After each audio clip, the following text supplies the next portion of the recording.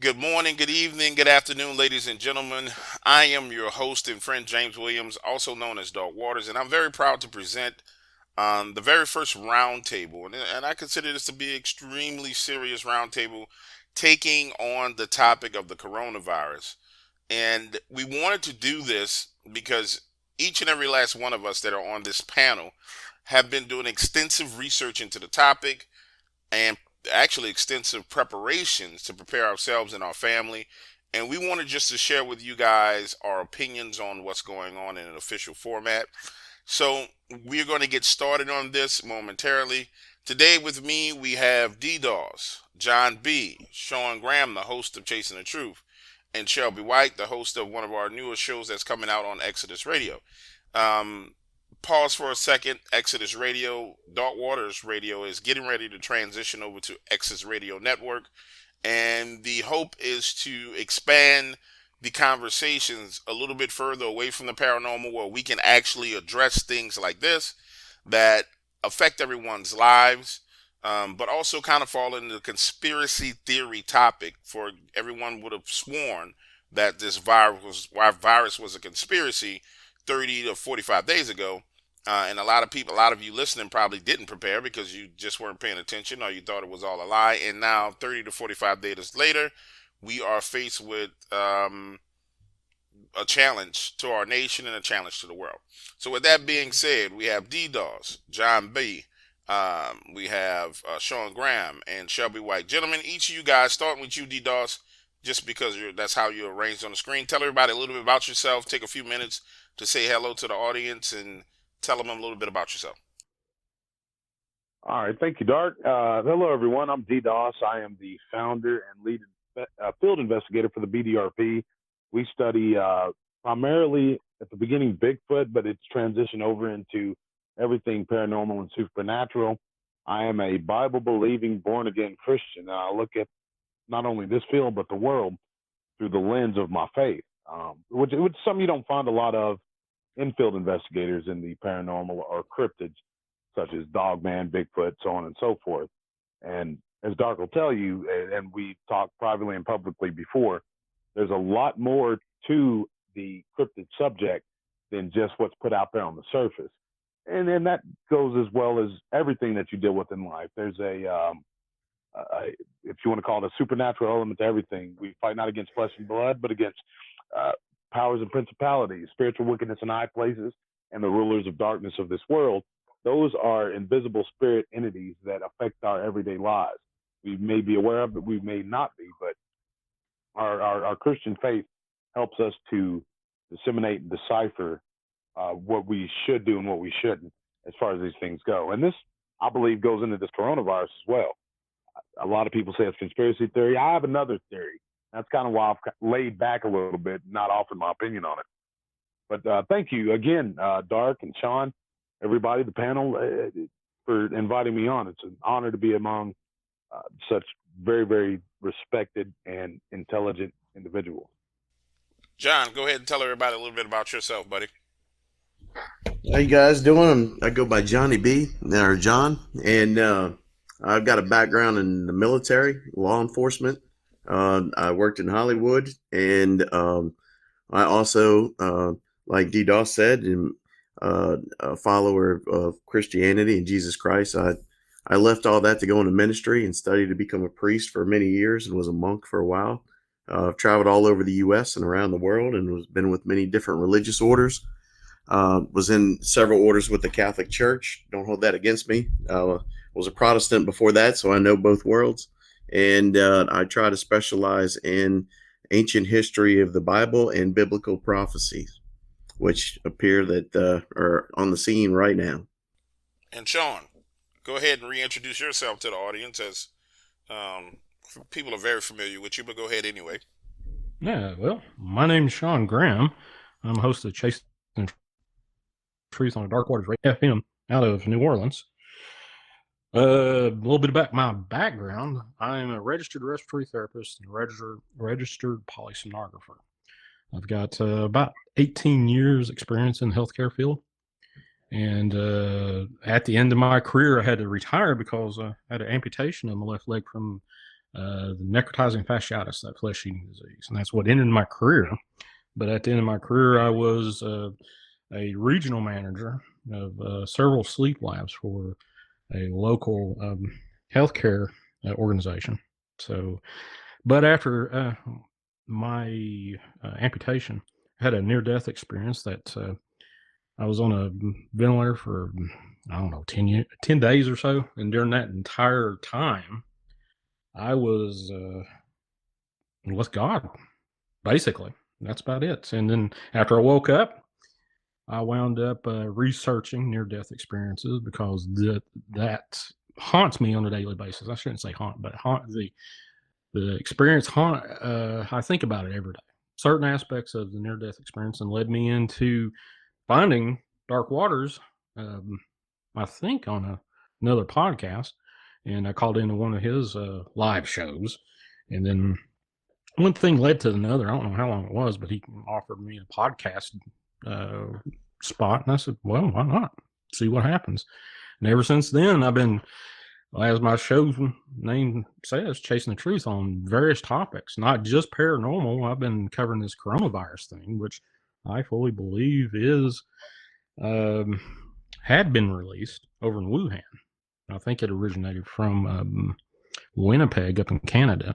Just basically what I've been researching for the last little bit. And I've got a whole lot of information I can share as this conversation grows. But heck, folks, just join up and chase the truth with me on Saturday night, 7 to 9 p.m. Central Time.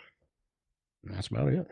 And I appreciate you inviting me in with all these fine folks that brothers of Christ. Definitely. I'm definitely a Christian. And I will say that every show, at least once, hopefully. So there you go.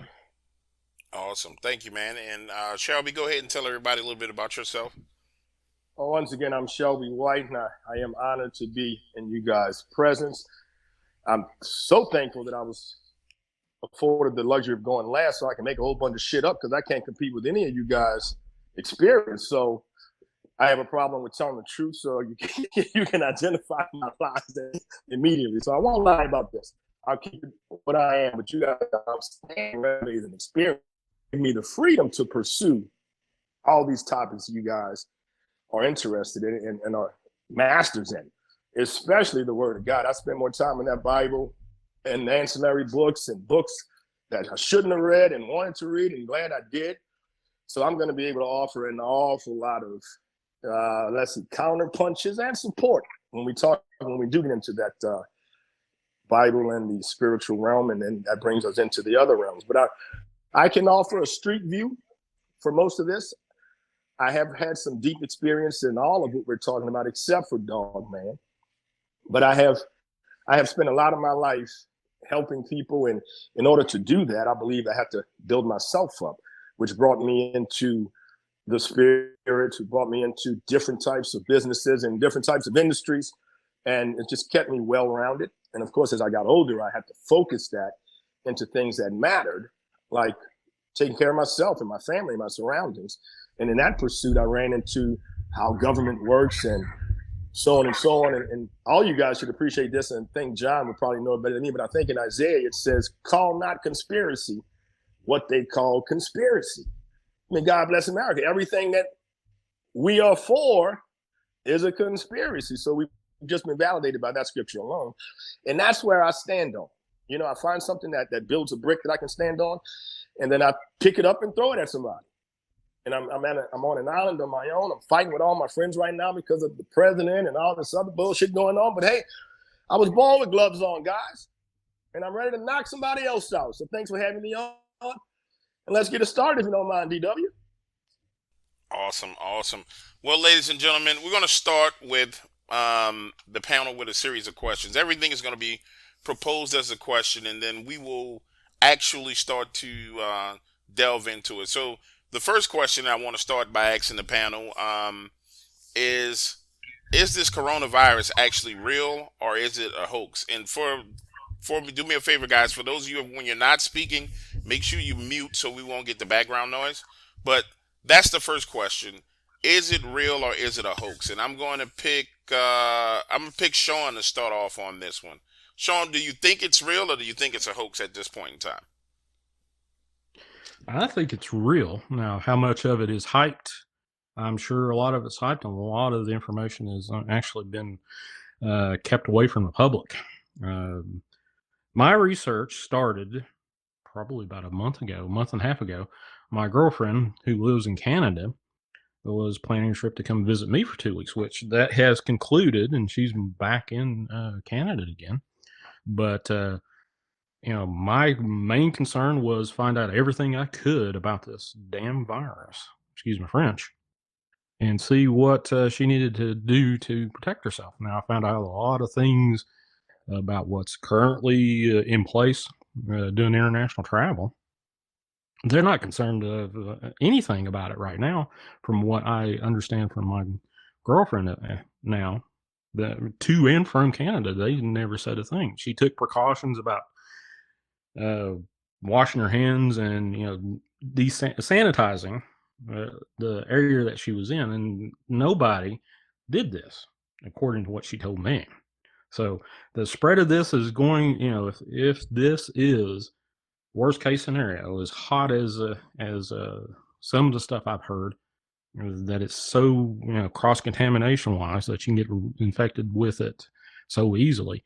One thing's going to spread. It's going to spread like wildfire on this, international travel and travel within the United States. I have no problem seeing that. Now, from a healthcare perspective, where I've seen healthcare from a hospital's perspective, I've seen healthcare from a doctor's office perspective, worked in both arenas, and I've seen it from uh, say nursing home perspective. I've worked in all three of those arenas. And one thing, if this virus, if it's infectious as they say it is, in worst case scenario, it will blow through a community. Now, that being said, I think it's real.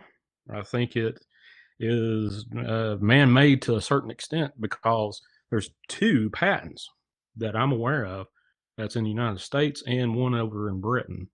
And the report says that these patents they made these viruses to produce inoculations, to go out and give these inoculations to people once this coronavirus hit the public. So I know from I think 2 months before Christmas, so what, November or October of last year, that they were actually going to. Uh, they actually did a scenario where the actual epicenter was Wuhan in this scenario, and I forgot what the actual name of that uh, test they did, but said 100 million people, maybe 100, yeah, at least 100 million people, or I don't know exactly what the actual figure was, but it was high, died from this thing. And I looked at that, and that reminded me of the 1918 Spanish flu. Now, if you're an avid person like I was, I went out and looked at graveyards around my region just to find the oldest tombstone stuff, and I started seeing 1918 grave tombstones with the the death date was 1918, and it was all young people, and I was like, wow. So I went in and did some research on that, and that was a massive pandemic worldwide, and millions died from that.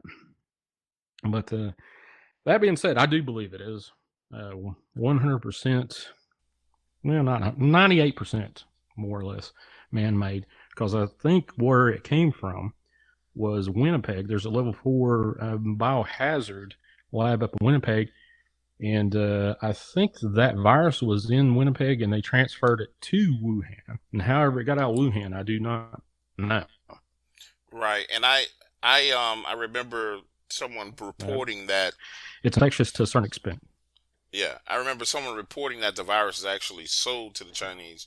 Um, let's get you in on this, John. What's your opinion? Are we dealing with something real, or are we dealing with a hoax here? What are you thinking? Oh, I definitely believe it's real.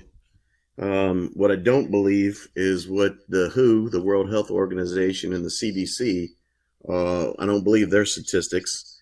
And after listening to Trump's live speech about the subject. It seems like they keep stressing the fact that this is mild and isn't very serious, but that contradicts with all the other information that we're receiving from different sources. And some of the stuff that we've been hearing coming that's been leaking out of China before they crack down more and more, aka making people completely disappear. Um, it was just straight out nightmare scenarios with the people just dropping dead in the streets. Primary care physicians who are young who have died from the virus already. One that was 25, one that was 45. Um, with people being locked into buildings and left for dead, and the video of them just basically screaming at night where there's nothing they can do. Uh, to U.S. talking about satellite photos going over the areas and they look like ghost towns without a single person. To the point now where there's even another thing that was said during Trump's live speech today about the coronavirus was that you can't receive the virus again once you've already had it. But yet there's been several cases where people are suggesting there's evidence that it's possible for that to happen. And not only is that possible, but the effects have been more devastating the second time around. So the problem is we don't have enough trusted and correct information to really know exactly what we're dealing with. But the people I trust the most, like Dr. Francis Boyles, who created the U.S. Bioweapons Act for the United States, all right, and he's been shunned by the mainstream media, and what he's saying is that so far 3 different extremely credible medical sources worldwide that were able to examine the exact strain of this, which they said is a SARS virus, as a corona SARS virus that's come out of a bat strain, and they all 3 confirm that.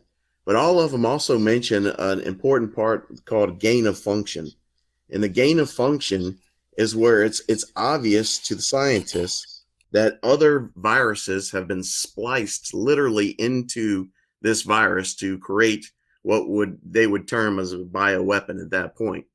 And they spliced in the common flu, and they also spliced in part of the driver force of HIV. So it's not HIV per se, but it's the mobile mechanism of HIV that works on the body insofar as it bypasses your immune system, or has the potential to bypass your immune system. And so by adding that with the common cold, they've created this extremely dangerous bioweapon. And furthermore, another thing that we can see is for most very dangerous diseases or viruses or bacterium, like Ebola, for example, they tend to have a short incubation period. Then God designed it that way so it can be quarantined. It can be be blocked and die out. It dies out very quickly. People get it, they get sick very quickly, and they die very quickly. So, but this virus has what's called an incubation period, which at first they believed was up to 14 to 15 days. Now there's a lot of evidence to suggest that that's been extenuated to 24 days to even a month, which again shows that this is not something that is natural to nature. Nothing else we know of on this type of level of disease or virus operates in that manner, which shows that it was tampered with, which is exactly what you'd want to do if you were trying to create a bioweapon. And as Sean said, there's a lot of explanation that there in Canada, there is a Bio4 contain lab that deals with this kind of stuff. They arrested some student workers there from China. So there seems to be an investigation going on, and that led a lot of people to believe that somehow China may have tried to steal it and get it back to Wuhan. And by the way, I don't call it what they want to call it. I call it the Wuhan bioweapon, because I want them to be blamed for it where it was released and who released it, as best we know, and what it is. But and just as you also mentioned, Dark Waters, that this last week there were some people talking about that in scientific journals that it was announced that Obama had sold a coronavirus to China.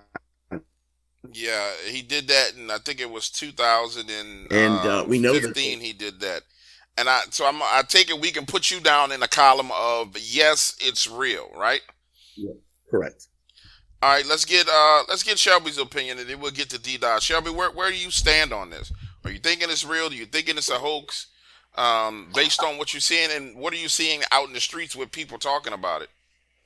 I definitely believe that the virus itself is real. I believe that everything they're saying about the type of virus, like John just said, is actually factual.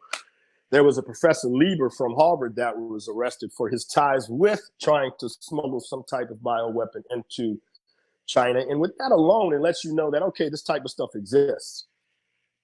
DW and I, we spend a lot of time strategizing and thinking about all kinds of ways of doing all kinds of stuff. When I leave him, I go home and try to take over the world in my own mind. So if I were trying to do it, this is one way that I would do it as well. So when you apply it mentally and say, what would I do? You know, and let me say it this way. Most of the time we go out and we try to prove ourselves right. A true scientist tries to prove his theory wrong, his thesis wrong. And I go out and I say, okay, how is this? I go against the media. Okay, let me see if what they're saying is true. And you run into these things. I've seen the videos in China, firsthand experience, uploaded to different websites where they're beating the hell out you if you don't have a mask on. So, you know, either that guy without the mask is either trying to spread the virus and they're taking it very serious, or they're truly trying to contain it and taking it very serious. So if they're taking it serious in China where it was supposed to have been launched, I say launched purposefully, then I have to take it serious here. So yes, I do believe it is real. The other part is that is the hype real, like the guys are saying. Remember, they do want to see how much control they can put over people. So this would be an excellent opportunity, an excellent drill to see how much police power do we have, how much quarantine power, all the different drills that they can run. On the streets, you know, I'm in New Orleans, it's Mardi Gras down here. I stayed away. My office is right in the thick of it. So one day I decided to camp out at the office. I sprayed everything I could to protect myself, but I'm looking out the window, and God bless America, these idiots are out there like it does not exist. If I were trying to, especially in Trump country, I don't care if we voted for the Democratic governor or not, but in Trump country, you can hit all of those people with that coronavirus right there, with that one cough, that one sneeze, shoot it out to the rest of the world. So the hype is, you know, the way that it's really anti-hype, the way they're playing it down. So we got to talk about that. But yes, I believe it's real, DW. All right, and with that being said, that means that we got majority of the panel thinks it's real. What about you, D? Where do you stand? Thank you, gentlemen. Thank you, DW. I'm in between. I think it's a hoax as far as where it originated, and I think it's real just because of the cases of the people that have passed away. Now, I'm not as well read into it as you guys are, but when I see something like this, I look at other aspects of things that are going on in the world. As you all know, and as we all are, I'm a Bible-believing Christian. And one of those horses that ride at the very end, one of those horsemen, brings pestilences and diseases. This is a disease by its nature that can, in theory, wipe out 70% of the world's population. That's the last thing I've read about it. I think the estimate was 70%. If it is to spread across into all these countries. That being said, I honestly do believe that it's a real virus and it has a real chance of making that spread, because there's no way to contain the nature of this virus. There's no way to contain the people that are affected in the early ongoing stages of it. I really do believe that it is a part of this end time scenario. It's part of our tribulation. I don't know any other way to explain it than that. There are a lot of people who can benefit from the early ongoing stages of it, putting forth vaccines that will do nothing. And like you said, the hype of it isn't anywhere near it's supposed to be for this serious of a virus. I mean, this isn't, it's not like bird flu, pig flu, or whatever else. It has and is moving across into our nation. I think there was one case in California. I believe that's the first case. Uh, I think it was a gentleman, and he's dead. You know what I mean? Like, people are looking at this as they are presenting it on the news. It's something that, like the bird flu, that's just going to pass us by. We'll see somebody that catches it on the news. It's not really going to affect us in our everyday lives. The CDC has it under control. It's nothing for us to worry about. But that's not the mindset I have. I believe that it's going to touch every one of our lives. Somebody we know is going to contract this over time, because I haven't heard a lot of well read and better versed people than I am in the subject saying this is how we're going to quarantine this. This is how we're going to stop it. These are the implementations that we're putting forth to curtail this. I haven't heard any of that. I don't know about you gentlemen, but there's no plans put in place where they can stop it in its tracks. And I believe it's going to. That's why it started in China. I don't believe it's man-made, honestly. Talk about conspiracy theory. Conspiracy theory, as a term, was coined in the 1960s, I believe, to push down independent thinking and put us in a box. So, well, we're crazy. We're thinking outside of reality and blah blah blah. But the JFK assassination was a conspiracy theory, and most experts believe what the truth is, there was more than one shooter. There's multiple cases like that. So, long story short, I do believe that it's good. It's a part of God's judgment. The whole West Coast is on fire, from California all the way up to middle part of Oregon, and the most seasoned and trained firefighters could not stop it. Where did Planned Parenthood, abortions, gay marriage, where did all that start? Now, I'm not suppressing anybody. I love everyone. It's not mine to judge. I'm just saying we have to look at the time that we're in and things that are going on around us and put that into this coronavirus. And if it is man-made, I could be wrong on that. God uses what he wants to use. If he can use a donkey to preach, if he can use a rooster to preach to Peter when he betrayed Jesus 3 times and he heard that cock crow, I believe that he can use a man-made virus to meet his ends. But I honestly do believe that it's something to be taken seriously. And for us Christians, I think we should wake up, start reading that book of Revelation. Nah, and I have to say, from my perspective, I'm I'm in the middle. I know that the virus, and let me explain what I mean by that, ladies and gentlemen. I know that this is a real virus, so I'm not saying that the actual people dying, people getting infected. There's too much evidence coming out of China, and we live in an interconnected world. I know based on what my eyes see, what my ears hear, that this is real. What the end game of this all is where I think that it could be used as a hoax. So, for example, um, we saw, and actually during this video, guys, you will see that I will edit in a lot of the stuff that everyone's talking about. But as you saw just a few minutes ago, the videos of people screaming in China, the videos of the lady shot in the head in China with a mask on because she was trying to leave quarantine. So I know for a fact that something real is going on. The degree and level as to which it will affect us all and what the end game will be is what concerns me. I really feel like the ill prepared portion of the American population is getting ready to be kind of herded like cattle.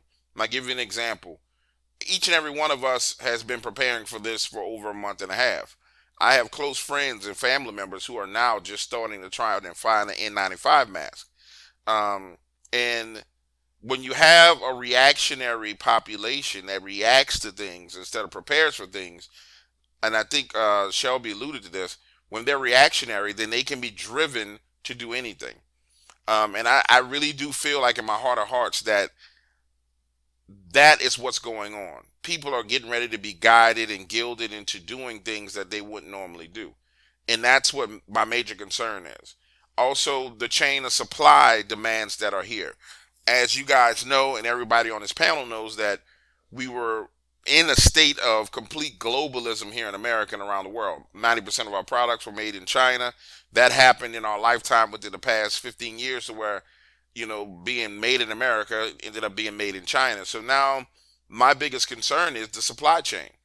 Um, and just for the audience listening, if you've ever been in a hurricane or a snowstorm or something like that, where masses numbers of people had to go out and get supplies, imagine what it will look like if a full-on panic sets in and everybody at the same time is going out trying to get goods and get things of that nature that they need to protect their family and make sure that they have food and water.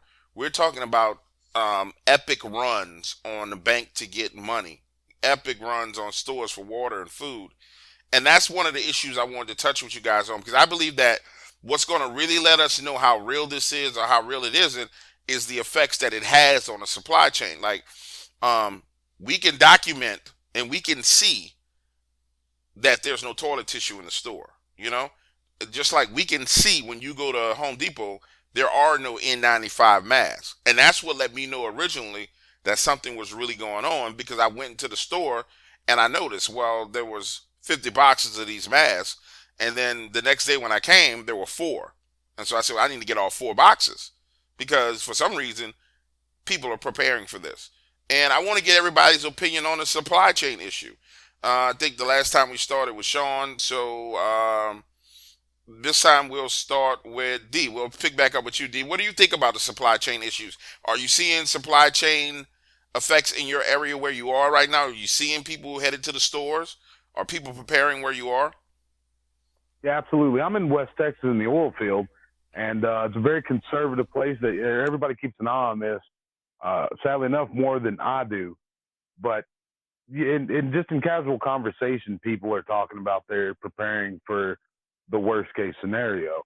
And you say you're in the middle. I kind of dip my toes in that water too, because there's been so many what they call false flags, and a lot of it is these the parent companies of these distributors. They say, okay, well, let's push this product. We can make big bank here and apply it to this for the next stage of our operation. Because I do believe, no matter what, I do have blind faith, but I do believe we live in a world made of man and its master. The Lord's not the God of this world. We all know that. That's Satan. And Satan is a big fan of man. So when I look at this type of virus, just like the bird flu and anything else, I see what's being pushed. Just like the preppers in the 2005, 2010, that was real big. Now they call it something else, but they push products. This, I think, is a reactionary thing that's legitimate. I honestly do believe that we need to prepare ourselves. And I've never said that before. I've never felt that before. But this is taking lives. I mean, by the droves. And I think John said it earlier. I think they're trying to mask how many lives it has taken, especially in China. And when they're doing that, when they're trying to cover up facts of that nature, there's something serious to be taken into consideration. Uh, I actually wear one of the respirators. I have to wear it for the job I do. I work in a shop. And I went back to get cartridges, which are plentiful. They're in plenty supply. They have to keep that for the work that's out here in West Texas. Completely out. My job actually had to order some, and those were on back order. So there's definitely something going on as far as the supply to keep us safe from what's to come. And with that, and I don't want to jump too far into it. I'm sure somebody's going to touch on it, but there's something called Agenda 2021. I'm from Southern Oklahoma. We are known for having we're in the what they call tornado alley.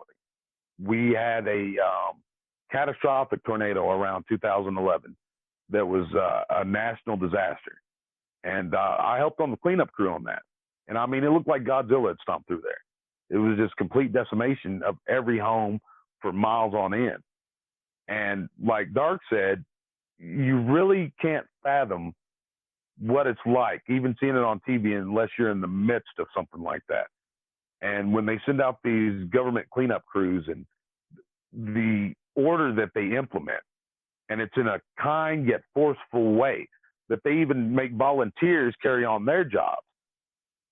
I think it's a 50-50 thing. Like, They know this is something to be taken serious, but there's been so many disasters that they know how to handle it, and they know how to steer us as people. The goyim, as they call us, the dogs, they know how to steer us into a certain direction. And maybe that's the big end game that's to come. I mean, I don't know. But what I do know is this. I'm going to take it seriously, and I suggest everybody else does too, because every expert that I've heard and listened to these gentlemen, like I said, that are well more versed and well more read in this, there's something coming to the United States. We've had one case already, which we are pretty prominent about pushing that stuff down. We keep our people safe, for better or worse, no matter what we think of the government. So I really think it's something that everybody should take seriously. And go on the internet. You don't necessarily have to go to Lowe's or anything to get these masks.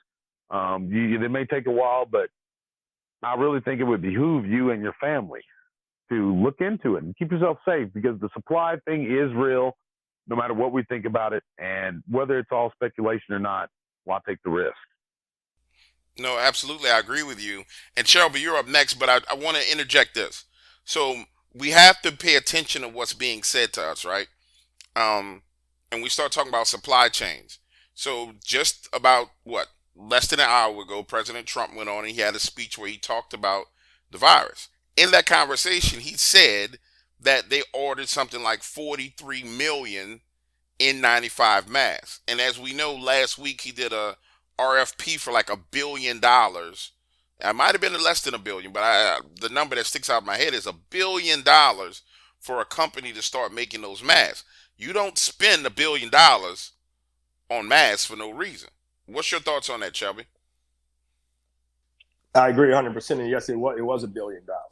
But those are thinking people. That's part of their job. And I'm one of those people as well. As I said, I grew up self-employed with a bunch of employees. So in the 1929s, I believe, or the last crash to the market, which we're experiencing right now, more new businesses started at that time. So it's very important for us as forward thinkers to be looking for opportunity as well in the midst of all this mess and calamity. But the supply chains are absolutely breaking up. I think it's predicted that the last ship from China should hit us maybe March 9th or so. That's when we're really going to start seeing it, because you have people that, it's every person that maybe is similar to maybe 10,000 people. So there are definitely some people who are aware. As you said, Darky went to the store one day, the masks are there, next day they're not. So we're not the only ones who are aware. But there are millions that are not. All these libtards that are at Mardi Gras, they're unprepared. I mean, that's a hell of a party, and you got a hangover for a week. So you're back in your city, possibly infected 7 days into it. You're not going to get masks. You're not going to get any of that. It's a very small group of people, because the truth of the matter is that your hardware stores like Lowe's and Home Depot, those masks are mainly for contractors, right? And they know their client, just like every financial industry and every you guys in the paranormal industry, you know your customers. So those guys are going to come in, they're going to buy maybe 1,000 masks a month, whatever. So we're going to supply or fill those shelves with that amount of inventory, because we're not in the business of stacking stuff up. So now you inject a totally different, powerful purpose. China's not shipping them. M has been nationalized by China, so they can't ship it. So now we got to get an RFP, and somebody's got to juice up the production to $1 billion worth of masks, and where they're going to get the people. Because once you put it out and people start hearing, we need $1 billion worth of masks, but God bless America, I'm not going to work. I'm hoping Bernie wins the damn election and I get free freaking everything. So, you get into the mind of the people, we could have mass hysteria. So, I mean, I know you got bullets. I got bullets. You need all that stuff. So what it's going to be is a fortification of people like us to find some kind of communication, which I guarantee that too will be shut down. Because think of the power grab. If this happens, why not take advantage of it? You think I'm going to let you build your army up in case we lose 40% of the military? Hell no. Cut the communication off. These guys, DW's got a team that shit. If they act right, God bless America, they could take over Louisiana. We get DDoS to migrate over here, man. We can do some damage in Cajun country. So the control is all set up to keep that kind of shit down. God, if I'm offending anybody by cursing, please let me know. But I've been in the church and put out the church, and I'm gonna be back, and they're gonna put me out again. But damn it, I'm gonna keep coming because they do not own God. But the point is, we've got to start thinking even farther ahead and saying, what would this mastermind who's doing this do, just in case it is that? How are we going to communicate? I mean, pigeons, God bless it. But what can we do? The supply chains will be cut off, so it's very real. We're seeing it in the streets. So I agree with that with you so far, DDoS and then DW. John, hop in right here, John, and tell us what you think. And with your background, address the communication thing. I've been thinking about that. How do you communicate in a time where, hypothetically, let's say the internet went down? Let's take worst case scenario, John, and I'll throw this out to you because we're talking about chain of supply. Let's say the supply chains actually break completely. And what does that look like? That looks like all the store shelves are empty of food, water, and medicine, and everybody's ran out to get what they can get, and now people are all going back into their own corners. And let's say something like the internet went down. And I've been watching closely China to see if the actual power went out in China. The beauty of it is it hasn't, which is great. Those people still have power, which lets you know they still have internet. But with your background, in case of something like that, how would you handle communications being down? And also just touch on your thoughts on a supply chain and what you're seeing from your standpoint. Right. Well, I'll say this: with my background in military and police, both share the same philosophy that when we train, our philosophy is hope for the best, but always prepare for the worst. So when we train, we train for that 20-30% of the time, so that way you're always prepared. All right. So that means you have to look at things from a worst case scenario. And then if it works out to where it doesn't turn out to be so bad, well, then you're still in a good position, right? And like D. Doss said earlier, yeah, we keep hearing threats over and over, but one of the strategies that the globalists and the powers that be that we would call enemies implore against us is by creating kind of false claims and false claims and false claims. They want the general public to be weary of that, so when they really hit them, they're not ready, they're not prepared. Now, that said, going back to your question, what would it look like? Well, historically, anytime in a communication chain in U.S. world history, before the internet, or if there was no internet, or you can't pick up your cell phone and make a call, the one reliable source of communication that all emergency personnel fall back on is ham radios. That's going to be your main source of communications is ham radios. So it would behoove everybody to learn about ham radios and to get a license and learn how they function and operate and the etiquette and laws involved in using such devices. But those are the number one way of communication in any type of major catastrophic emergency where the normal social systems break down. There's no internet, there's no telephone. All emergency agencies go to the use of radios and ham radios. And with that, you can do digital, like digital calls, et cetera, et cetera. It can be very low tech to very high tech. And that would be something I would definitely suggest. Touching back just a little bit on some of the things that people have said, globalists, DW brought up Agenda 2021, also renamed Agenda 2021. Globalists have said we are going to use pandemics and we're going to use vaccines, as in harmful things we're putting in vaccines and forcing the public to take it, that we're going to use that to force global government, whether the public or people want it or not. So if someone tells me that they're going to rob a bank and then that bank is robbed, the first person I'm going to go to is the moron who said, I'm going to rob that bank, right? So when globalists say this, that's the first suspect are looking at, especially when we know it's a bioweapon. And when you look at what the CDC is doing, they're not restricting flights. They're saying it's racist to restrict flights out of China, especially to the United States. They're refusing to do adequate testing of anyone who's not directly been exposed to someone from China.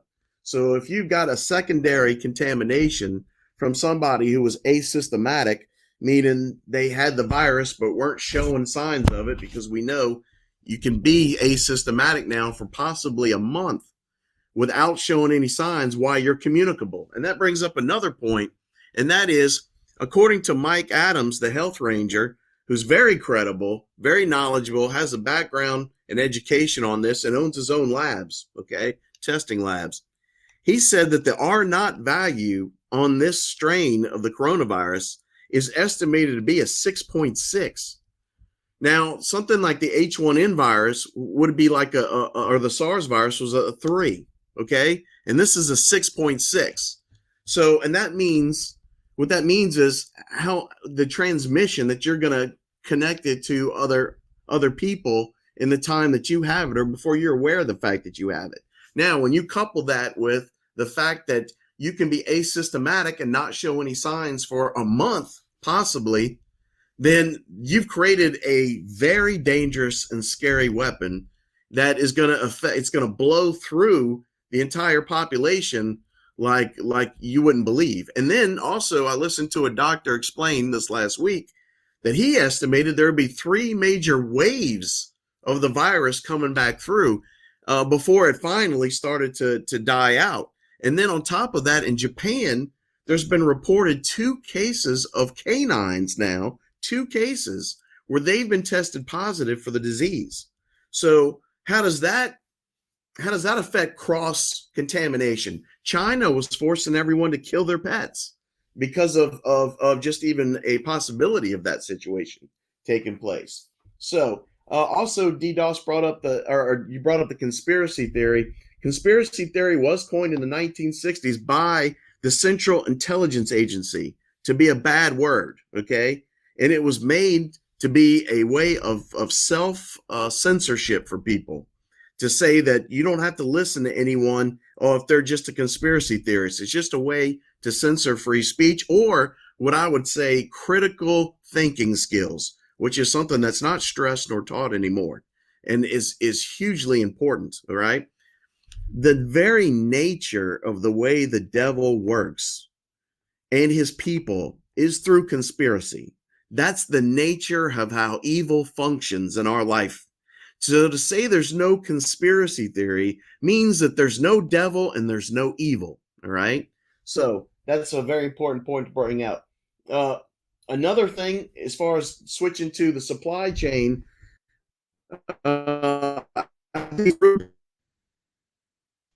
basic facts that some people listening to the show might not be aware of, and that is, we've already discussed, you can be asymptomatic and have the disease and be communicable, where you're spreading the disease for possibly 24 days to a month without even showing any signs yet. And some people will even be carriers and be spreading the disease and show no symptoms. Yes, the disease more than likely is going to affect the elderly or physically impaired. So it's important that we have our immune systems up. It's important that we try to stay in the best health as we can, including light exercise and taking vitamins. All right. Very other important things on the topic, though, is that how does it spread? Well, we know it spreads respiratorily. It spreads in the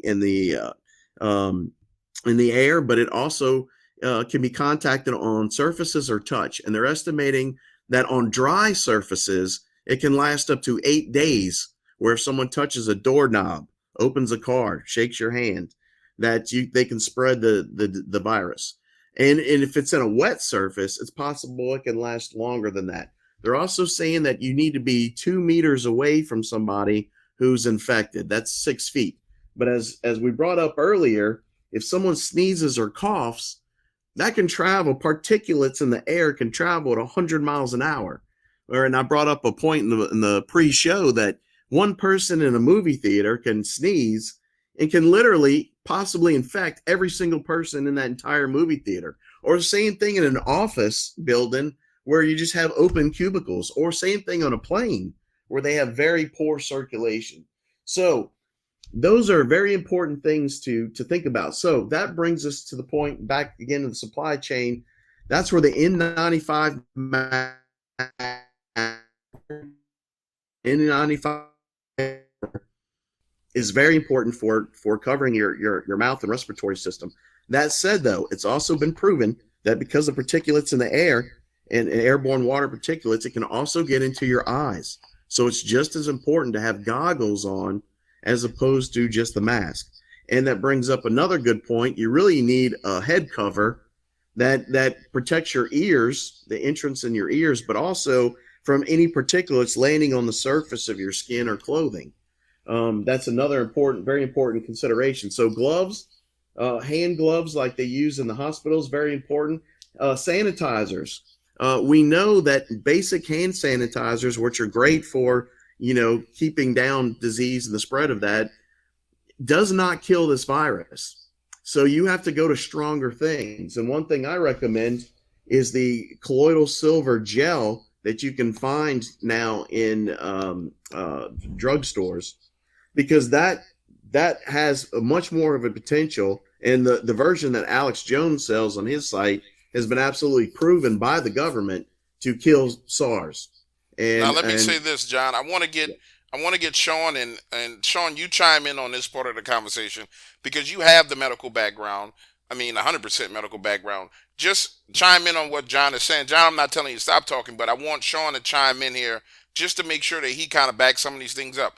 Like Sean, if you can go back and start with the R naught value and kind of explain what that is. My understanding of the R naught value, and I think what John was trying to get across, is that the R naught value is that one person has the ability to infect six other people. I think it was 6.7 is the R naught value. So one person has the ability to infect six people. Am I correct on that? Is that exactly how it works? They are not valued from a perspective of a respiratory therapist. I was not trained in that theoretically. Let me see what that is on the actual definition is.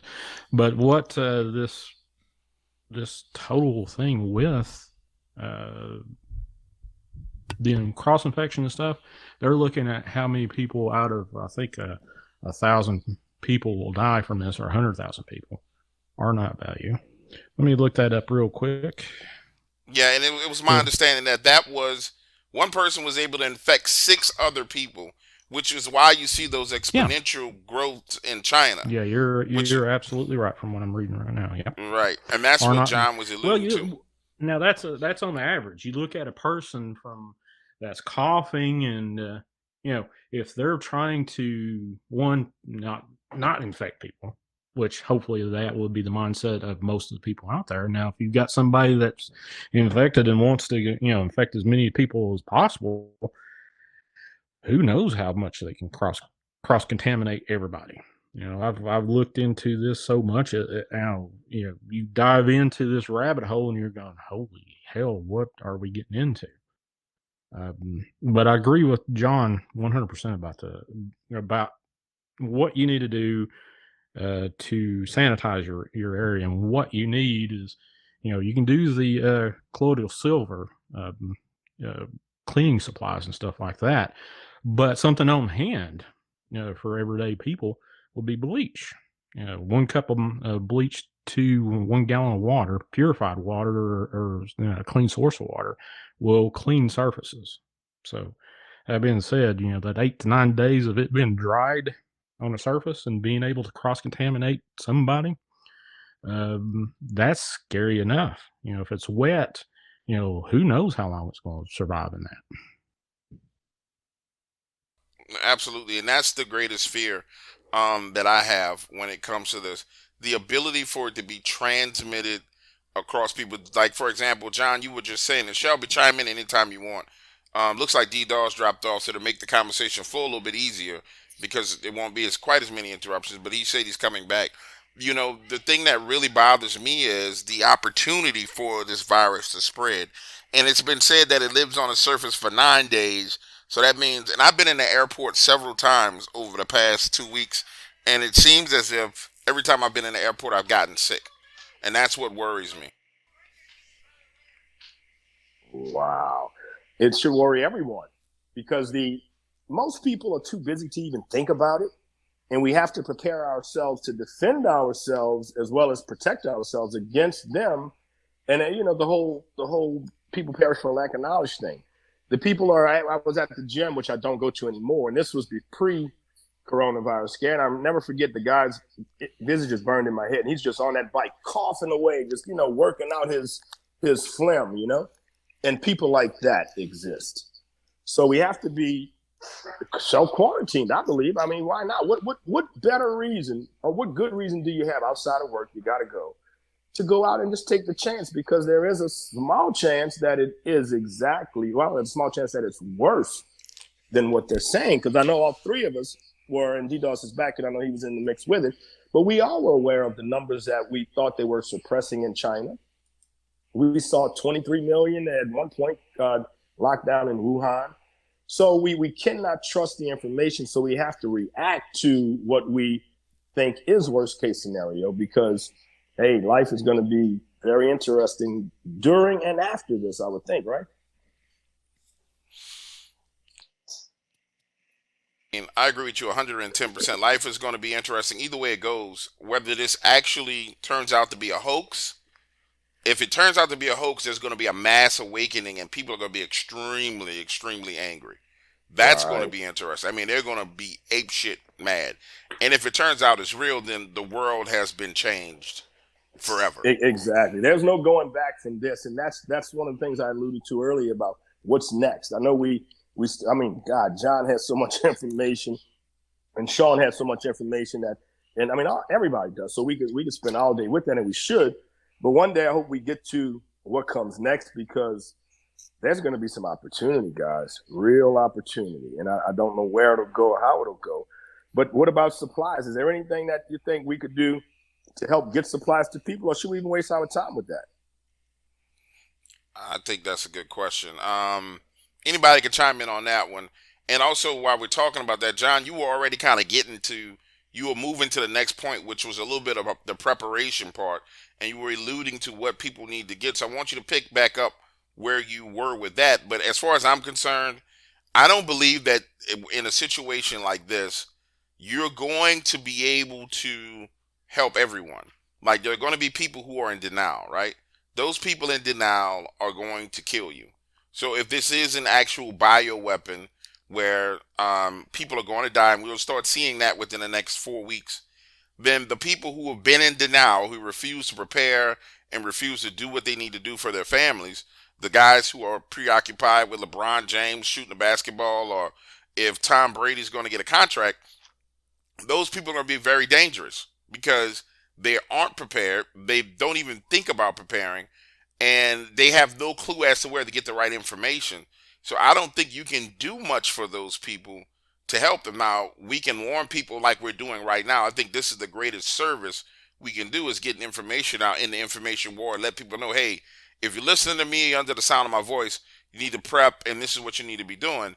But I think it gets to a point to where you're going to have to hunker down and take care of those you love and those around you. But John, kind of pick back up on some of the things that you were prepping on, and then Sean, I want you to piggyback on him and address some of the things that people can use supplement wise that will help protect them. John, go back to what you were talking about with the silver solution, which is nano silver, because I think that's very interesting and people need to know about it.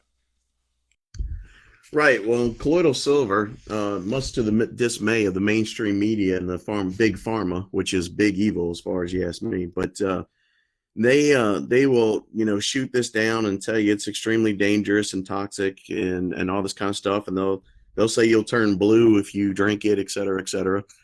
There was one case of a man who did turn blue, but he was drinking gallons of the stuff a day, which is ridiculous. I've heard doctors say that they have drinking almost daily doses for years of high doses without any problems whatsoever. However, that said, it's nano silver is colloidal silver, as it's commonly referred to when you apply electrolysis, a form of electrolysis to it. it is basically God's natural antibiotic, and it's been used all through history. It was used in the Egyptian times, as far as I know, and in the Roman times, they would put coins, their silver coins, in their water bladders as they marched off to war, because they found that the water bladders would stay clean and wouldn't grow bacteria in them. Everyone's heard of silverware. Well, why did the aristocrats of the Middle Ages have silverware? Because it was antibacterial. Even though they didn't have an understanding of that, they realized people didn't get sick that ate from silverware that was made of silver. So, and in modern times, more modern times, in the Civil War, they used to cut off shavings of silver to put directly on top of wounds as a topical agent, and found huge success with that. Even before they really had an understanding of bacteria and everything. So, and even in more modern times, there's been tons of research on the effects of colloidal silver, which is silver 99%, 99.99% pure silver that's put in a solution of water and is used with a form of electrolysis. People can research online how to do that. There's tons of videos. They can learn to do it themselves, or they can go to their nearest health store and buy some already done and created in a bottle, which I do just because it's simple, even though I've got the ability to make it myself. And also with a nebula, which I've heard many doctors say is the number one way that people are dying from this virus. If you were getting a respiratory infection, having a nebulizer where you can put the colloidal silver directly in the nebulizer and you're breathing it into your lungs can be a way to directly treat the lungs. And in a situation where you don't want to go to the hospitals because they're overrun, or they're overstrained, and that's where all the sick people are. But if it comes to a situation where you have to self-rescue, then having a colloidal silver and ingesting it, and having the colloidal silver in a nebulizer where you can directly treat the lungs, is may save your life.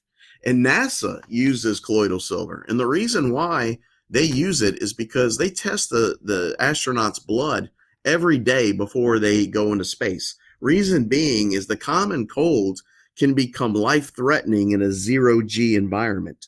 So it's critical that they make sure they're healthy. Problem is, they could have contracted something right before they leave. It could be incubating in the body while they go up, and then they can have an outbreak. So the way they treat this, or try to treat this ahead of time, is by giving them doses of colloidal silver. Colloidal silver is an antiviral, and it's also an antibacterial. It does not cure everything, but every single time I get sick, I run to colloidal silver and take the recommended dose, or actually a little bit more than that. When I get sick, I take 2 swigs in the morning, small swigs in the morning, and 2 in the evening. But I tell you what, I swear I've gotten over the flu with a very high fever within 3 days. I've gotten over strep throat. I've gotten over the common cold usually in 3 days, with that in a vitamin regimen, including vitamin D3. And Uh, I use that colloidal silver myself a lot. Sean, touch on vitamin C, because I think we talked about the problem. What we want to talk about now is the solution for people, so people know what to actually go out and get. Could you talk a little bit about vitamin C, the forms Mhm. of vitamin C, and why it's important? And I'll just give you guys an example.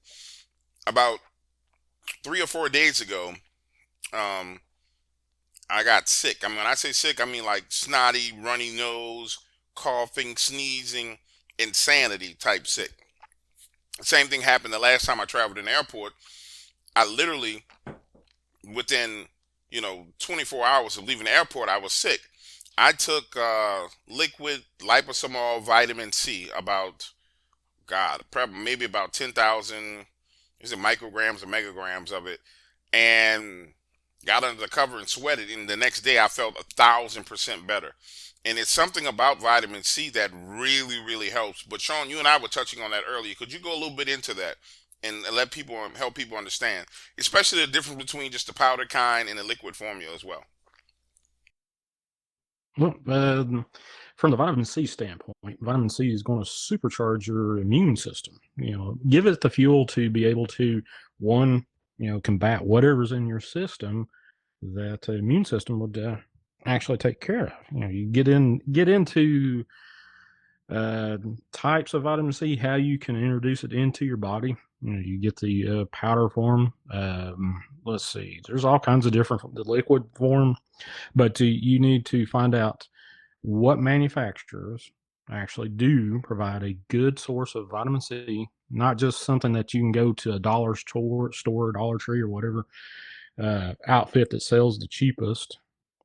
Obviously you want to get good quality out of this stuff. Now, like we touched on earlier in a conversation earlier today, we both have had really bad bouts of respiratory and sinus infections stuff, and vitamin C has helped me.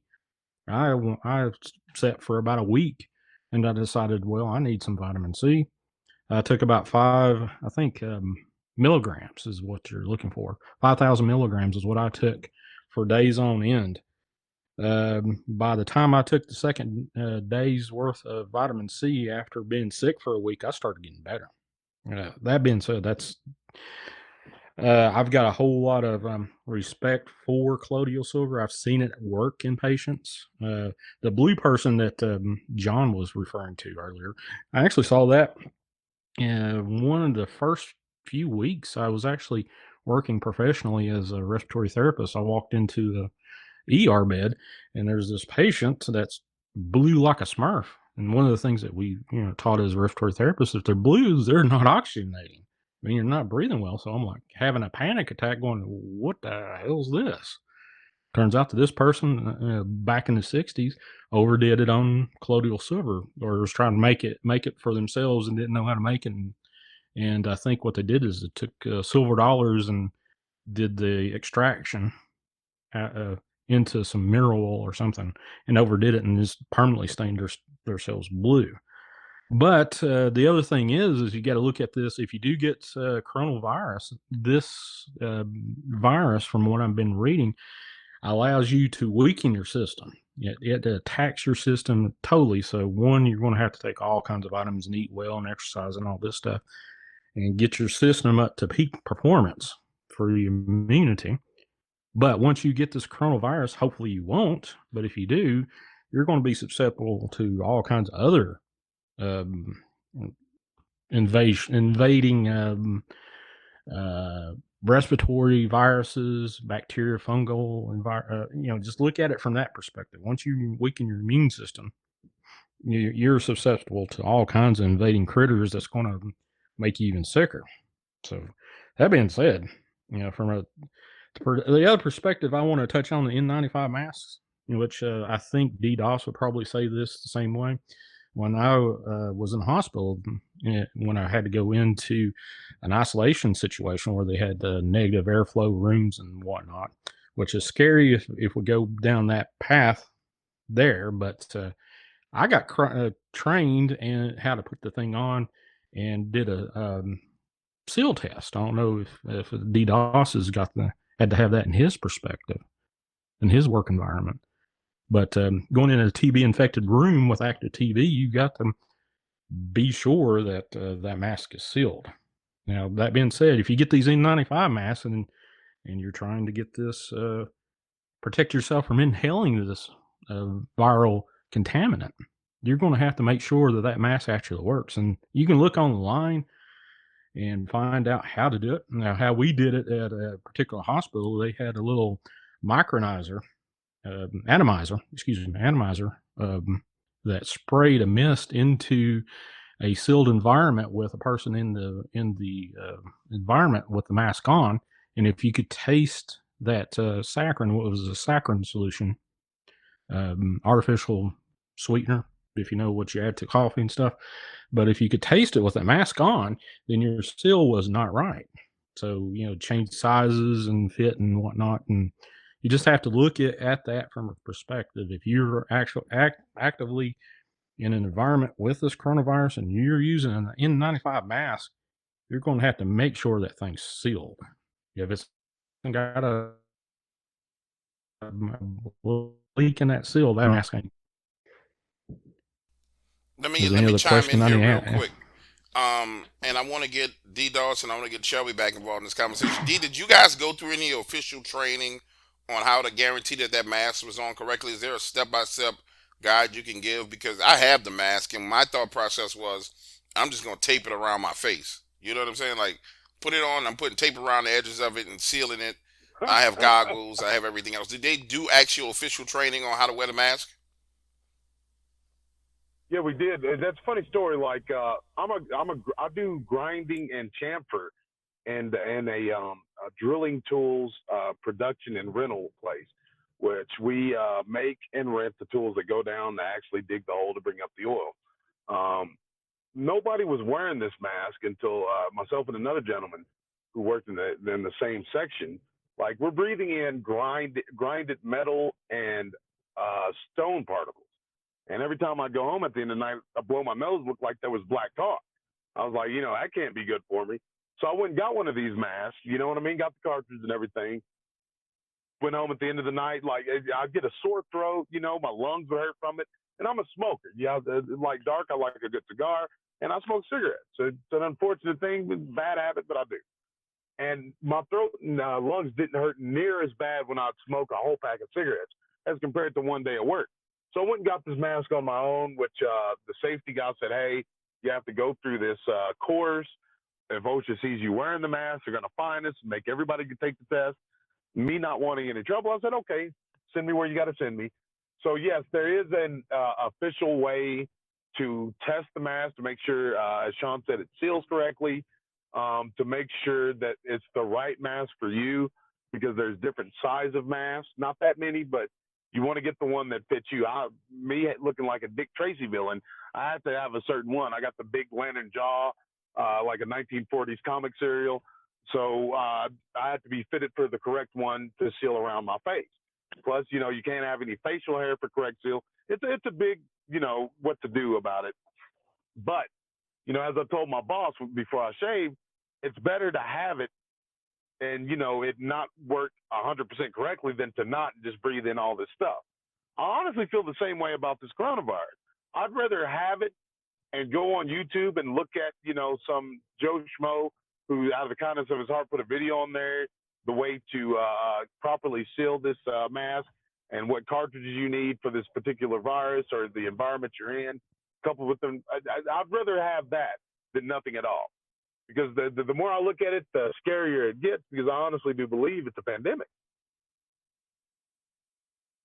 The good thing about that is the mask, even if you do put it on incorrectly, DDoS, they said that the mask really, and this could be some misinformation to a certain degree, but also effective, it's preventing you from touching your face. And I think John or one of you guys mentioned that earlier as well. But that's going to be the big part of all this. Your hygiene, keep it up.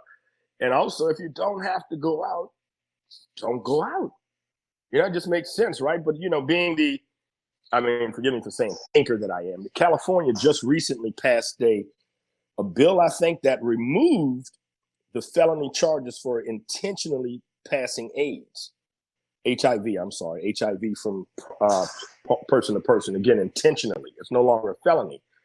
Now, these guys, they look at us all as useless eaters, so they have a plan because it allegedly, even though 50% of the land mass on Earth has not been touched by human fingerprints, we have an overpopulation crisis here. So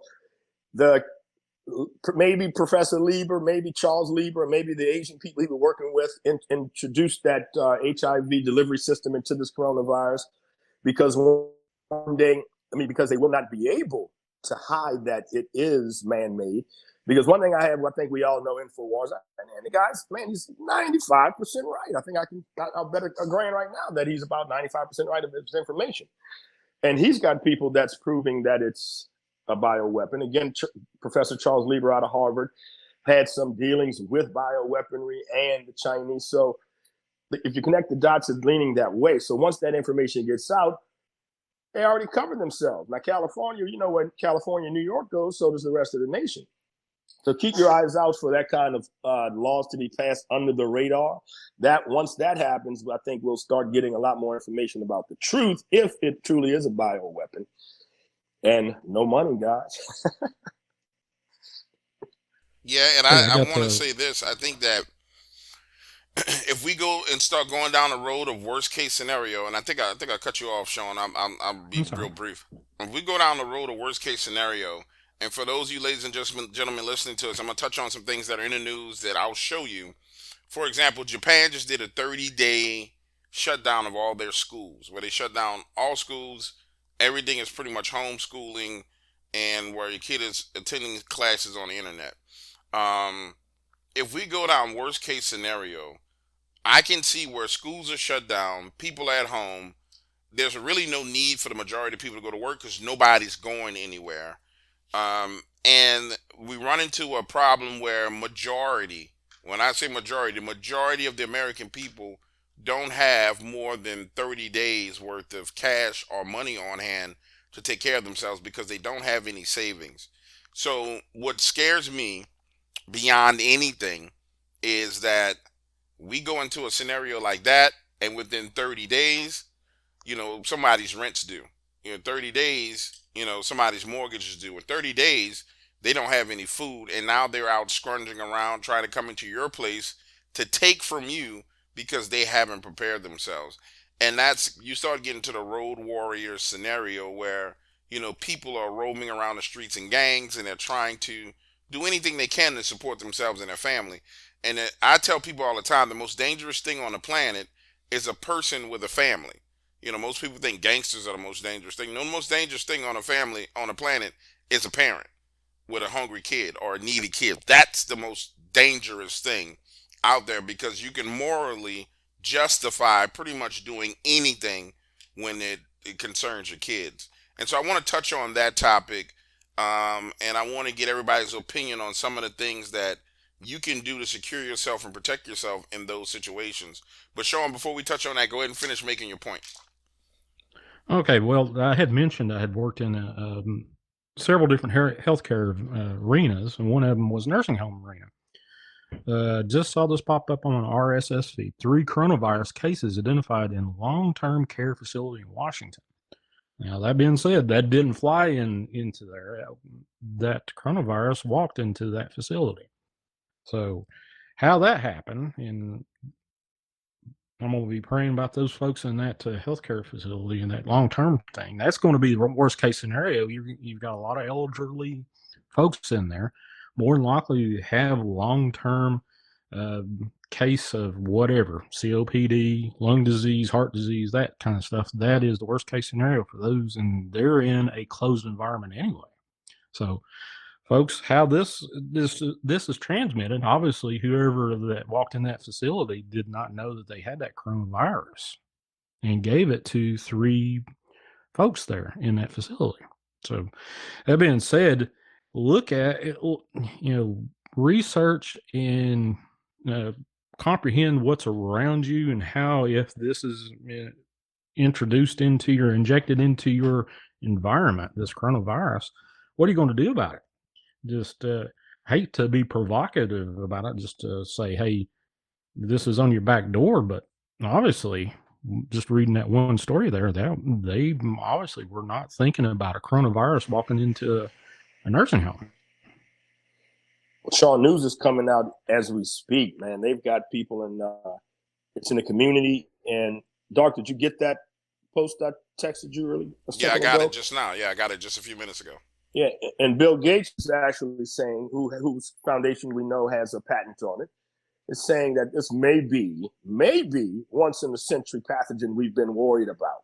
I mean, God bless America, man. I mean, well, what do we do with that? But the point is that they're putting it out. They've even got talking about toilet paper rationings. Thank God I went to Sam's the other day and got enough shit rags for a long time, guys. But it's gonna start playing out pretty bad, like Doc is saying. The families, and where we are in New Orleans, man. The families. I mean, God bless America. But guess what? I got four words for you: birdshot, buckshot. That's what's gonna happen.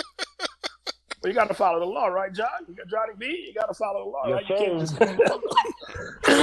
Right. bird shot, buck shot. All right. I'm sorry. I just want to chime in here for a brief second. It's something that Dark said. Like, I'm an old country boy.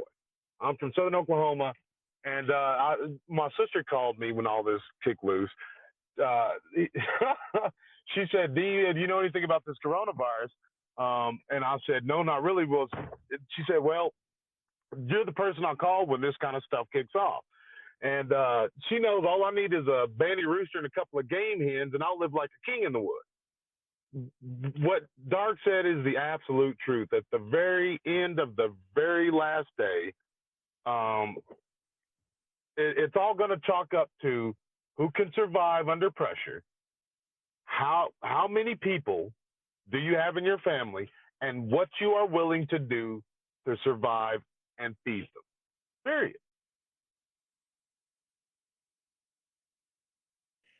Preparation surely isn't one of them for those kinds of people. Amen, brother. John, chime in right here because I want to get your perspective on, like how some of these things should be handled. I'll give you a hypothetical situation. I already been thinking in my mind how I would handle things, but um, on average, the person who's prepping right now, they probably have enough money to get food for themselves and their family. And I know they're not considering, okay, the only way to really make myself safe is to have enough food and water for my family and my neighbors. So let's say hypothetically I drop you in a situation, you tell me what happens. I drop you in a situation, you're at home with your family, wife and kids. You've prepared. You've got food, you've got water, you got emergency food storage. You got a year's worth of supplies, but your next door neighbor doesn't, your neighbor across the street doesn't have it. But they are aware of the fact that you actually are prepared. You've been trying to talk to them, hey man, the coronavirus is coming, you and your family should get something. They all the hell with you, John. You don't know what the hell's going on. You a conspiracy theorist. Uh Stuff starts to hit the fan, people go crazy. Now those people at your front door. What's your advice on how to deal with that? Well, there's different levels and there's different tactics, but I'll say this. If you're talking about like, well, it depends. I mean, if we just have, some minor emergencies where you got to bunker down for a month or two, well, then just having some preparations and weapons, that's fundamental. If you're talking about a real societal breakdown, for like several months or more, that's a different situation. Um, and how do you know at the onset what it's actually going to be? I've been in the prepper world and studying that world for many, many, many years, and I know I've read all the top books and know a lot of the top people on the subjects, etc., and what they advise, etc., plus my own personal advice. If you just need to hunker down for a short time, like just say a typical hurricane situation like in Louisiana, where all the supplies run off the shelves within a week, if that long, and you've got to make it a few months just before everything's back up and running, people's powers back on, et cetera, et cetera. People here really pull together for that situation. But I can tell you, if it's much worse than that, if it's going to be longer than that, then you've got the real problems that happen. And I'll just tell you this, the Pentagon does war game scenarios. And in the Pentagon's own war game scenario, they estimate that in a type of real societal crash, where if you call the police or an ambulance and it's not coming at that point and it's sustained, they say within 2 neighbors for food. And they say within 1 to 2 months, neighbors will be eating neighbors for food. That is not a joke. All right. So it's very serious. So Hold on, let me repeat that for you because it broke up. You said within. Yeah, repeat that, please. Yeah. In the Pentagon's own war game studies, they have shown that within 2 weeks of a societal breakdown, meaning if you call the police, you're not getting a response. You call the ambulance, you're not getting a response. All right, we're talking real breakdown. They say within 2 weeks of that, neighbors in their own in their own studies, in their own war gamings, all right, with their supercomputers, et cetera, within 2 weeks, neighbors will be killing neighbors for food. And they said within 1 month to possibly 2 months, neighbors will be eating neighbors for food. That was in their studies. You see what I'm saying? So I can tell you What year was that study? I could. This is old news I'm giving. This is from years ago, so it's right off the top of my head. But you can try and look it up. I don't know. They're starting to censor stuff like that from the general public. But that said, I can tell you this: in any pick your card of national disaster, whether it's a nuclear war, whether it's whether it's the power grid going down, et cetera, whatever catastrophe you want to, just everything falling apart. The only real way you can bunker down for a while with supplies, but the only real way to have sustainability of survival is to get out of any major city. Because in survival, your greatest threat, aside from the initial danger like the virus or like contamination from a war, fallout, etc., your number one threat in any survival situation is other people. Look at The Walking Dead. The dead are not the real problem. It's the ones who are alive that are trying to kill you the most, So that's the problem. People become your greatest threat in any major survival situation. So the only way to have long-term sustainability and viability is if you have a bug out plan, and any major expert in the area of prepping, and I'm not claiming that that's me, but I'm just saying, if you listen to them, they will tell you the same thing. They will tell you have to bug out of a city into rural locations where you've got resources, where you can build shelter, where you can hunt, where you can fish, where you can grow foods. And you can produce your own fuel by chopping trees, etc. And that is the long-term sustainability we're talking like complete societal breakdowns. Now, for situations where it's just a month or two, the community can try to get to help each other and resources. But like the good point you brought up, a lot of people are lazy, or they're not going to take things serious, or they're just too busy with their day-to-day stuff and the ball games to take any of this seriously. Yeah, those people, once they hit panic button, the first thing they're going to do is go after the people they know that have those things. What I'm doing is come to your house. And I'm like, no, you're not. You know what I mean? So you do have to have basic preparation. You want to have extra preparations, so when you do have loved ones and family members, you can try to help them as well through the situations as best you can. And so that means, as some experts have said, Rollins said, beans, bullets, and Band-Aids. That's what it comes down to: beans, bullets, and Band-Aids. Foods, medications, and storable foods. Now, an important thing on storable foods, as far as this virus being real or not, most of your storable food companies or survival food companies or long-term food companies, they're all sold out right now because FEMA and the Pentagon and other government sources have wiped them out completely. There's only a few sources left to even be able to get a hold of those foods. And those sources now are saying it's going to be 2 months before they can produce the food and deliver it to you, given the situation we're in right now. So, but you don't have to. Hey, Sean, where did FEMA get that money from? Yeah, our tax. I have no clue where FEMA got that money from. Our tax. Our taxes. Taxes. Well, it's free. No, wait a minute, it's free. Government wants to give you free everything. John, I got a question for you. Yes, sir. Okay, for the people that don't prep, that are trigger knee kind of stuff, hit your knee, got to go do it now, but don't prep for it. Right. How much, like the local governments, national government, federal government, whatever you want to assign the name to, how much resources, like for meals ready to eat, or the long term storage foods, how much do they have on hand to mass distribute? Well, I mean, that's a good question. My rule in survival is never rely on the government. And when the government says we are here to help you, that's when you get scared and run. That's a general like prepper rule. They always say it's worse when they're like, "Oh, we're here to bring supplies and help." You know what I mean? Now they are gearing for that. Homeland Security and FEMA have had plans in place to work on all kinds of different scenarios that are similar to this.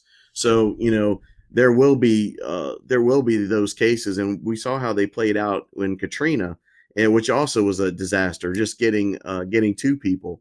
But my rule of survival is self survival, which is you don't rely on others or the government as much as you can. You try to take care of those things yourself by taking simple steps like stocking up on toilet paper, stocking up on medications and bandages and cleaning aids and stuff like that, sanitizers, stocking up on foods. Now, one thing I think that's real important on food,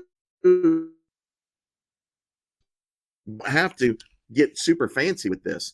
Lowe's has food grade 5 gallon buckets. They've got food grade Mylar bags that you put in those buckets, and they've got food grade oxygen absorbers.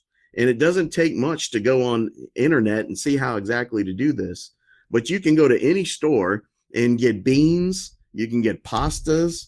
You can get dry goods that store a long time. You can get flour and sugar and things like this, salts, and you can store them and you can buy them in bulk.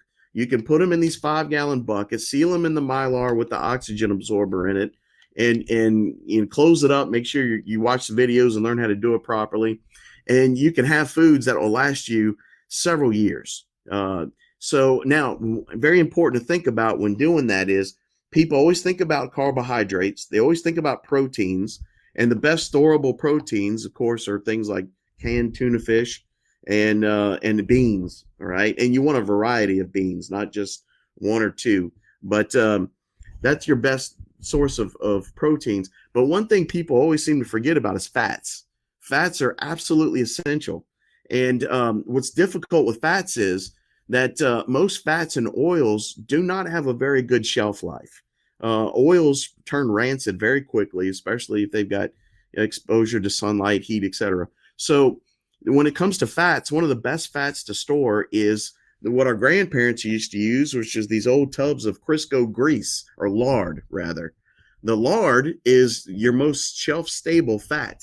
Another thing that's even better is called ghee, and ghee is it's a butter that's been processed where the milk parts are removed from it, and it makes it shelf stable. And it's also very healthy for your body and very good to cook with. And some chefs will only cook with ghee, and it's got a shelf life of like 10 years at least. And once you open it, even at room temperature, it's good, they say, for many months, up to a year possibly. So that's another fat that can be stored long term. But that's just always consider fat. You've got to have your carbohydrates, your proteins, your fats. The next major thing is vitamins. Vitamins, vitamins, vitamins, vitamins. We don't get a whole lot of nutrition out of our food as we used to. The quality is going down. You must supplement with a quality multivitamin. And now there's different tricks for this. Like Sean brought up earlier, you don't want to go buy your cheapest vitamins at your local, Walmart or drugstore. You want to try and source the best vitamins you can. You want to try and find some, not only for now, but you could have to go with the longer term food supply. But here's one trick, all right, in the survival community, and that is sprouts. You've heard of alfalfa sprouts, bean sprouts. You can literally store seeds for sprouting and some very basic equipment. And within 1 to 2 weeks, you can sprout all kinds of greens, and you eat them as you produce them, and they contain tons of vitamins. So it's a great way to have a good quality vitamin source and some healthy greens in a survival situation. And you don't even need a whole lot of light in order to grow those things. It's not like you need growing lamps and all those kind of things. So that's just a little inside trick, but those are some simple steps. John, I want to chime in right here because one of the people on the panel, Shelby, actually knows a hell of a lot about growing at home. Shelby, I think this would be a perfect time for you to chime in. Also, guys, we started at 2 o'clock. It's going on 3:57, so I want to make sure if anybody needs a break, if you guys want to go, if you guys want to end now and pick this back up later, let me know. But I just want to let you guys know we're 2 hours into this conversation.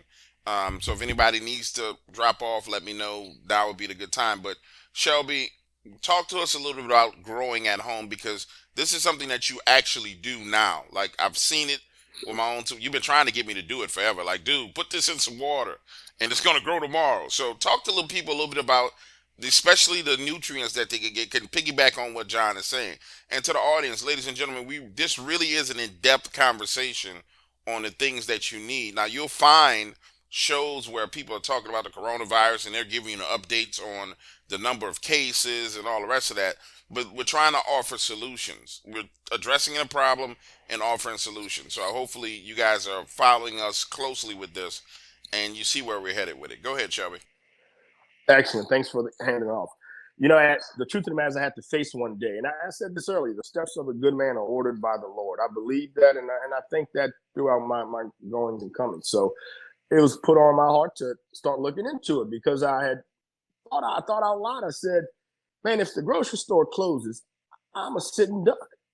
Most of my life I've been well off and haven't had to cook or maize to clean all the rest of that. So, and I looked in the mirror and said, you're a terrible human.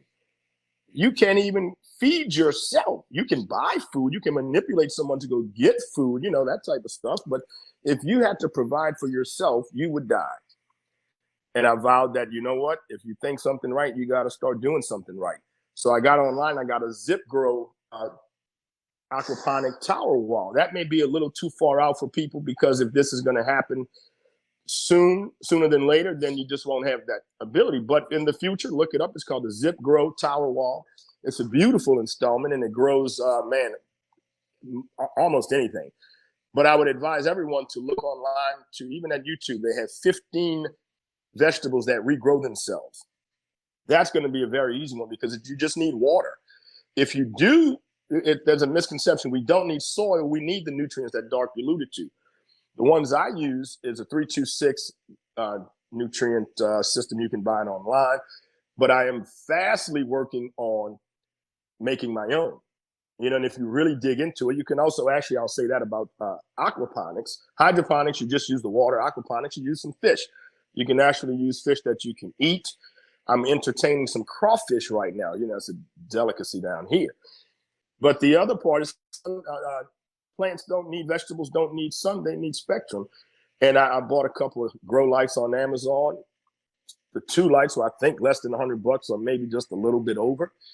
But I'm growing lettuce, kale, spinach, tomatoes, what is that? Green onions, grand bell peppers, which is the red, green, and yellow, because I love my etouffee, which is why I'm also going to use the crawfish for the aquaponic system. When they get out of control, guess what?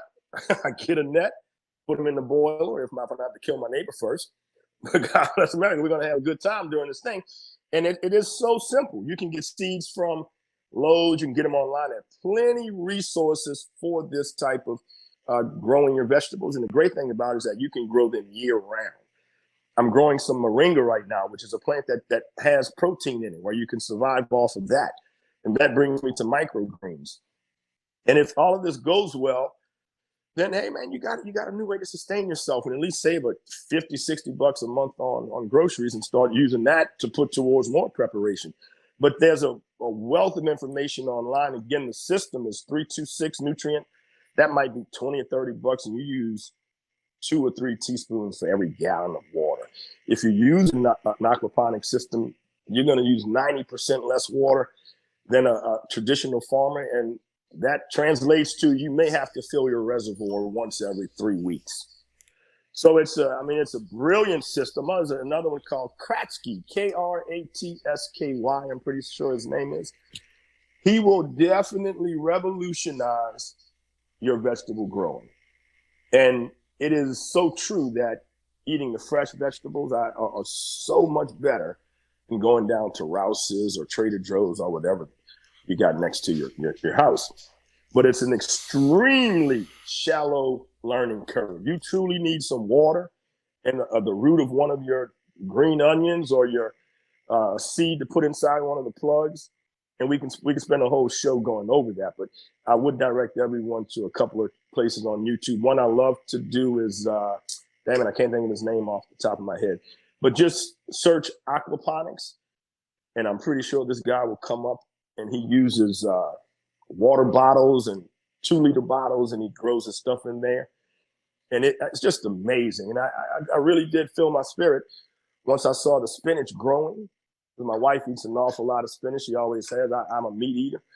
But I was proud to be able to surprise her with this and say, hey, look, I know we go to Sam's and buy these big bags of spinach, but look at this. We can come up on the rooftop. I also have some towers on the rooftop of my garage, and you can cut your spinach. And nothing feels better than seeing her walk up there with her robe on or something scantily clad and cutting spinach. I'm like, man, you are Colombian for real. And I and I love to see it. But it's no, she is half Colombian, you know, so it's in her blood. She doesn't grow the garden. She just loves to eat it. But you know, it is a very simple system, and I do encourage everyone. And any of you guys can call at any time to see if I can help you get over any learning curves. But it is very simple. You put some garlic in some sand, and it grows again. You know, it's just amazing. And if you use the grow lights, you're growing year round. Now there are some studies that say humans should eat things in their season, but hey, I believe that God blessed it all, and we can eat it all. So I pray over it and I eat it. So yeah, I encourage everyone, and the systems are very inexpensive. You just need a cup of water. You know, it's that simple. No, and that's what we're talking about when we start talking about solutions. And that's just like tell you guys some of the things that I've done. I grew up in New Orleans East, out where there were canals, so we used to fish and crab and crawfish. You know, people went out and bought crawfish. We caught them ourselves, and so you know, we didn't necessarily have to go out and buy anything. You know, we would set our crawfish nets up, and we're talking about 11 and 12 years old. Set our crawfish nets out, go run around, shoot some basketball, come back, and we got nets full of crawfish. Then we take those crawfish and go in the woods, build a fire, and start boiling the crawfish. And we would have our own little crawfish boil. So, you know, I went and got in touch with all that. So I went and got my nets again. I went and found my old fishing poles and all the things that I need. Mainly because if we're in a situation like this where there's a shortage of food, there's an abundance around me. The only issue is, you know, the safety and security of getting to that location and actually being out there with everybody else who's going to do it. Um, because everybody's going to return back to the land and start, you know, trying to get their own food. So I just advise you guys, you know, you can go to a dollar store and get you some canned goods. You can get you some tuna. You can get you some salmon. You can get bags and bags and bags of rice. You know, you can literally go to a dollar store and get white rice.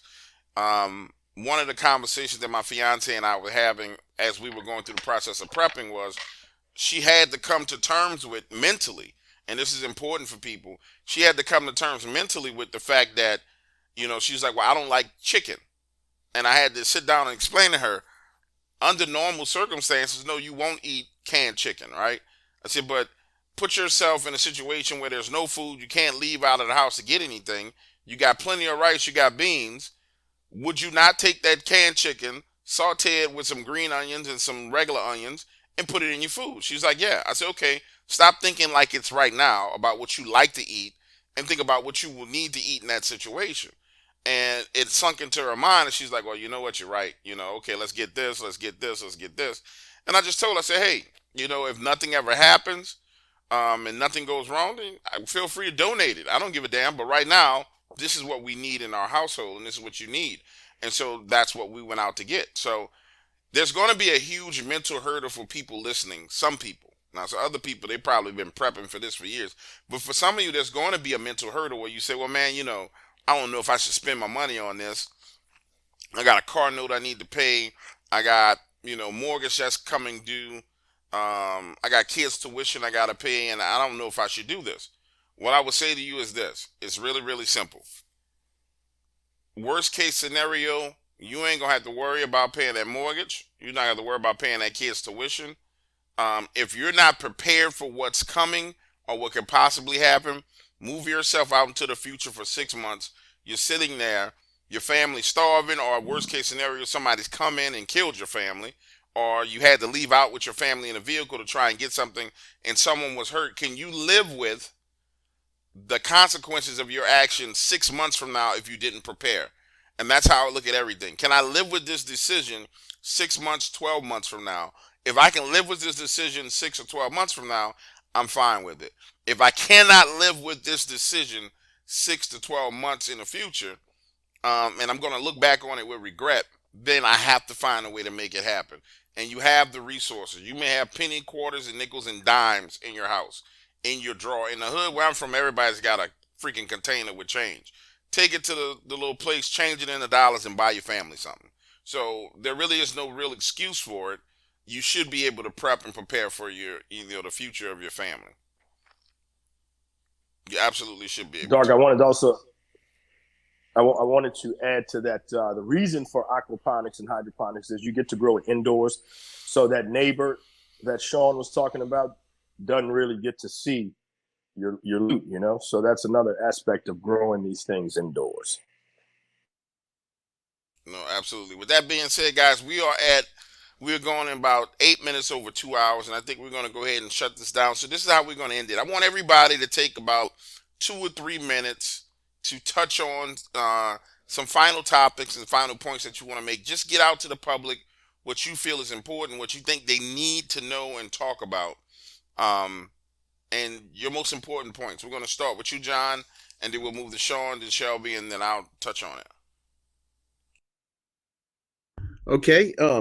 One thing I wanted to reiterate is going and getting. First of all, I've been reading. I've got a stack of books on aquaponics, and I've been reading that for years. I've never pulled the trigger on doing it. I did order a kit to grow some stuff in my own house, but I haven't received it yet.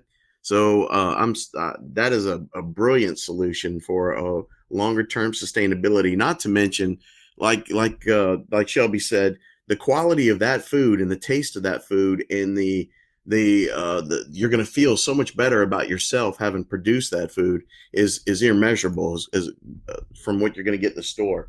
But also, real quickly, two last points I wanted to bring up. One is, if you do contract the virus, we already talked about colloidal silver. We talked about high quality vitamins. And we talked, another thing I would add to that is vitamin D3. Vitamin D3, 5,000 IUs. All right, 5,000 IUs, vitamin D3. That's also almost just as important as vitamin C for your body. My stepfather was a medical doctor and a virologist and an expert in tropical diseases. He said your body never needs more than 500 a dose of vitamin C a day, that you just pee out the rest. But everything now comes like, oh, this is 1,000 units of it, in one package. But anyway, so that's that. We talked about the colloidal silver, the vitamins. The last thing is something that was on Alex Jones's show just yesterday that we had talked about was the MMS, the chlorine dioxide. Now, I'm brand new to this. I've never really heard of it before, but I was very inspired by what these men were saying with all the testing that they've had done with this and all the people that they've cured in Africa with this water cleaner that acts as a mild oxidizer to the body and gets rid of bacteria. The men that were promoting this said that they would have no fear without masks at all going into a hospital full of coronavirus patients and treating every one of them with this stuff without masks on. They said that they believed in it so much. But I would recommend people to look further into that, the chlorine dioxide. And this company was the MMS chlorine dioxide.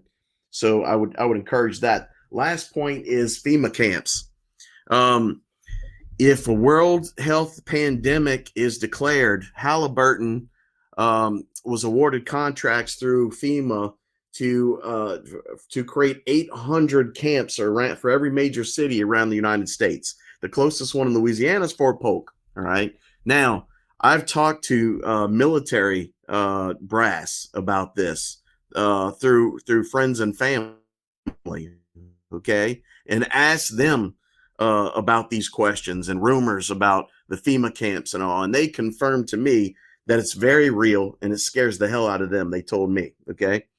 Now, if we declare certain levels of pandemics, then continuity of government kicks in that Obama signed before he left office. This, in a sense, supersedes Trump because it's emergency powers that Trump doesn't even have access to. And he's aware of it, and he's been trying to undo this stuff, but basically the globalists take over. And that brings a whole host of nightmare scenarios. One is they can start doing quarantines of cities, and anyone that shows any symptoms of fever or respiratory infection, they can invoke these emergency powers to just start grabbing people and throwing them in camps. And in these camps, there's no medical facilities. They're run by intelligence and by police. And there's no official information being given on disposal of bodies of anyone who would die in these camps. And the reason is because they're full of crematoriums. I, for years, have been hearing stories about crematoriums in these camps, straight out of World War II type crematoriums.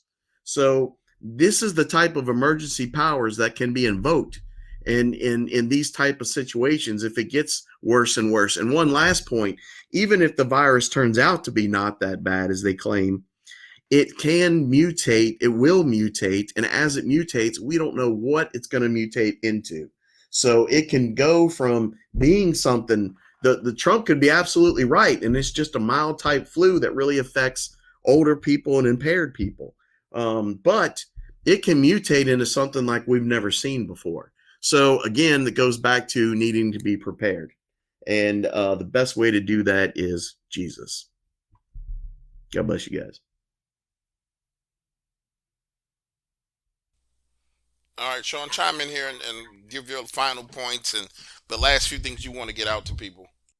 All right. Well, the first thing, I agree with Shelby and John and DDoS. I think he just fell out. But the big thing I want to impress upon everybody, and not to sound provocative or say anything that would cause any harm. Now, to the point where I think we can all agree that's on this roundtable that this is going to be politicized, and it's going to get to the point where pandemic is going to be used almost daily on this thing. So more or less is basics. What sooner or later, whether this is just a light version or the light scenario that's going to happen with this Wuhan coronavirus deal, you're going to have to be able to how are you going to clean your environment?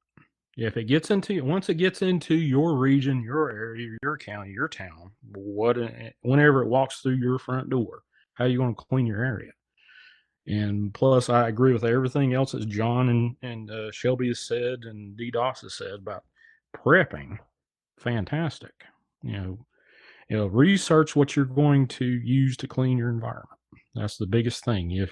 One thing you're going to have to remember is if you do not have direct control of your environment and the comings and goings out of your home, wherever that may be, you're going to have to, if you don't know where a particular item or a person came from, you're going to have, if this situation gets out of hand, you're going to have to consider that person or that object infected. How are you going to control that? How are you going to clean that object or whatever that's coming into your controlled, clean environment? Think about that. Research how you're going to clean, how you're going to do, long-term storage kind of stuff. I'm going to skip to the second subject about growing your own foods, what have you. I grew up in a time where I grew up with canning happening every season. Fruits, vegetables, fish, meats, all that stuff. Learn how to can.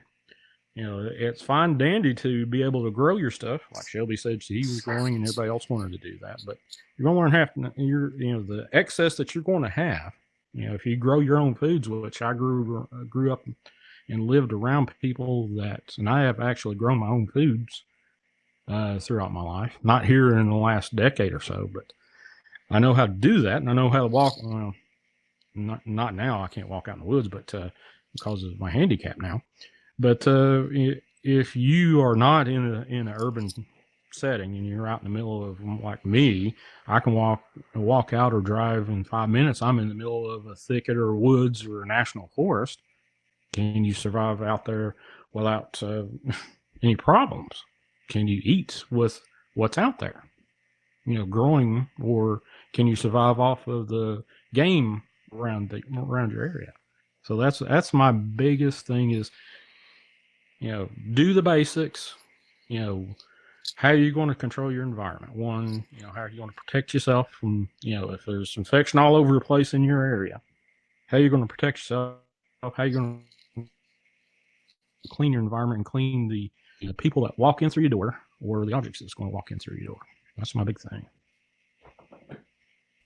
And hand it off to whoever else is next in line. That's me, Dark. You want to let me run with it? Yeah, go ahead.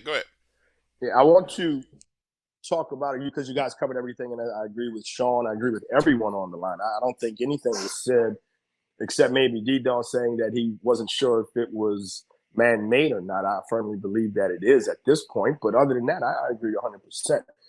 I don't know about introduce grounding because it's nothing new, but the immune system and having a strong peak immune system at this time is paramount.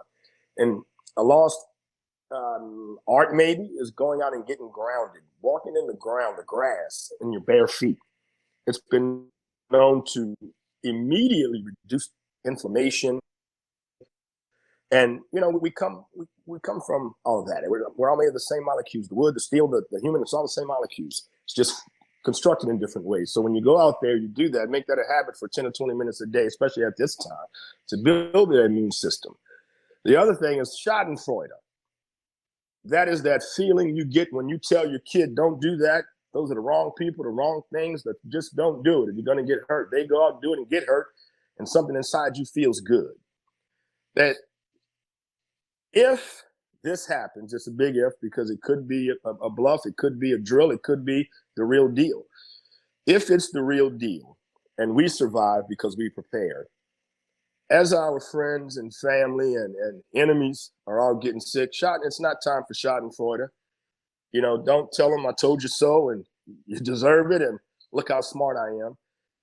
It's a prayerful time and a regretful time. If it does what it's intended to do, and what I mean by that is, I listened to Bill Gates, and he said that 5 years ago, I believe he said that the world is not ready for a pandemic. And when it comes, it'll kill about 65 million people. There's been reports, people are purporting of 1.4 billion. And he said that would be a perfect time for a world government.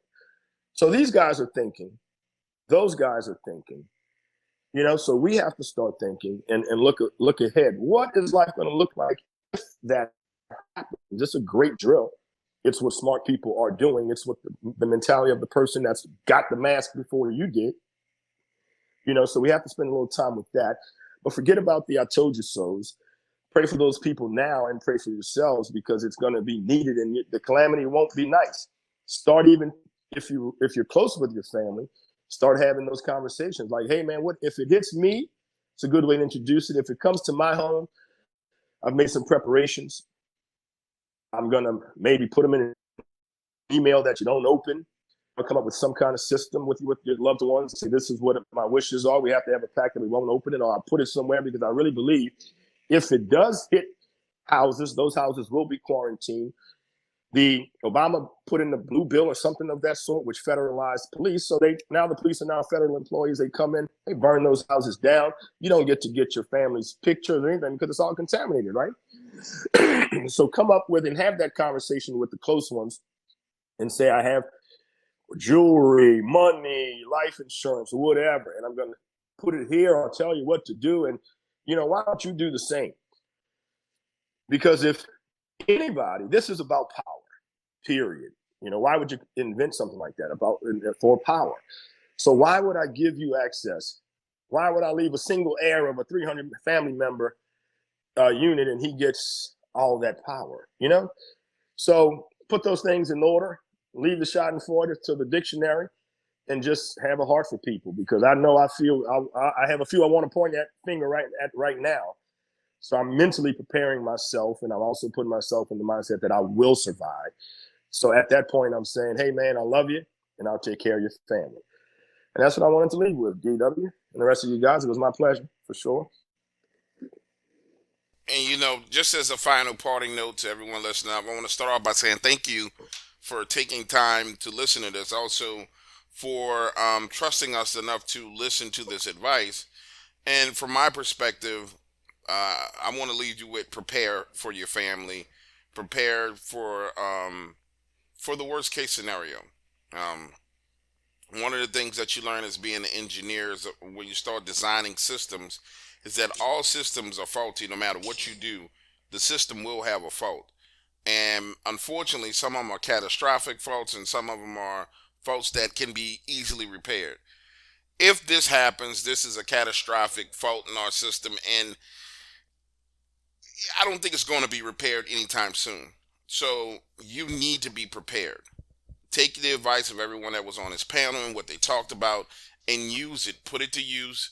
Do the best that you can, because at the end of the day, especially to the men that are out there listening right now, your job as a man is not to know statistics about freaking LeBron James or Tom Brady or watch the baseball game. Your job is to raise, rear, and defend the family. Unfortunately, society for far too long has put us in situations and dumbed us down and given us distractions to where those manly instincts are suppressed.